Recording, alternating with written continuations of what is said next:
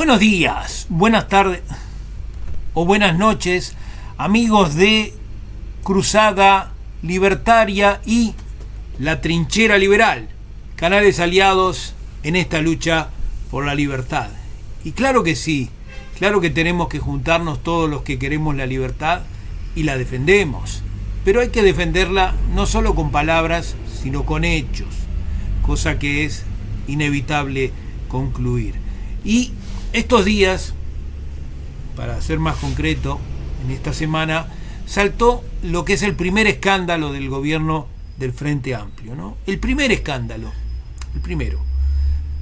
Creo que este sí admite tal calificación. ¿Y por qué lo decimos que admite tal calificación? Porque el periodista Ignacio Álvarez realizó una investigación que permitió descubrir que la ministra de Vivienda, Cecilia Cairo, tenía en su terreno de Pajas Blancas 4 construcciones y un contenedor no declarados. Este hecho no sería llamativo si no fuera justamente la ministra de Vivienda, ¿no? Que es la persona que primero tiene que dar el ejemplo al respecto, ¿no? Tenía desde hace más de 20 años un terreno donde hizo construcción. Hay un tiempo que se le va a prescribir, en ese caso no va a tener que pagar todo, pero evidentemente no pagó cuando hizo esas construcciones, no pagó el BPS como corresponde, no declaró tales viviendas, no quedaron dentro de catastro.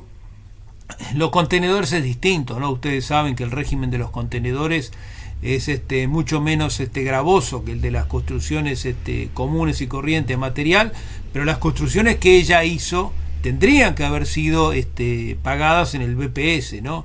Recuerden ustedes que se pagan un jornal ficto que es del 92%, ¿no? Que encarece, digamos, para decirlo grosso modo, al doble la mano de obra del trabajo que se va a hacer. Aunque sea mano de obra benévola, siempre eso tiene cierto costo, y evidentemente que tiene que haber habido albañiles ahí interviniendo para hacer la construcción de esta señora. Es muy grave esto. Este es muy grave y es el primer escándalo del Frente Amplio, ¿no? Este es el primer escándalo porque piensen ustedes, por ejemplo, qué sucedería si, bueno, ya se hizo lamentablemente por el Frente Amplio, ¿no? Designar un ministro del Interior que había asesinado policías, como fue el caso de Bonomi, ¿no? Bueno, pensemos de repente en vamos a dejar ese ejemplo de lado, que es muy trillado, pero pensemos, por ejemplo, un ministro de Salud Pública que fuera una persona que se hubiera caracterizado por tener una clínica abortiva, por ejemplo.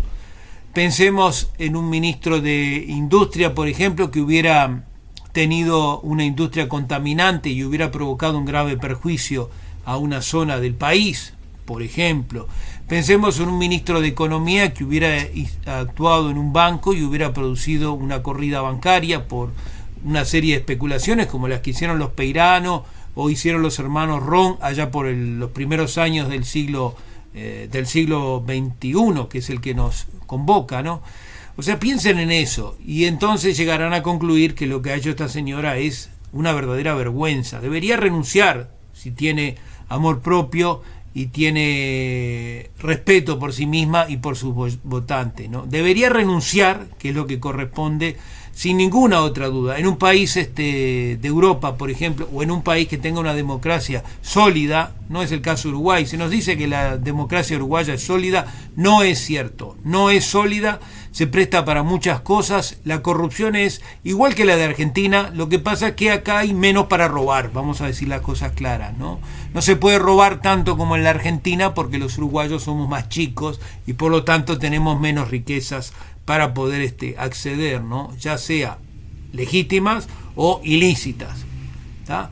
Lo que hizo esta señora, repito, para mí es una vergüenza y no sirve de excusa que diga que ha venido pagando la contribución, como lo dice, porque obviamente la contribución de un terreno baldío como el que ella declaró no tiene nada que ver con lo que sería si se hubiera pasado por catastro el trámite y se hubiera entonces la intendencia tomado conocimiento de los valores que la señora mantiene en su propiedad, ¿no? Porque no es lo mismo un terreno baldío que 4 construcciones y un contenedor. Así que está.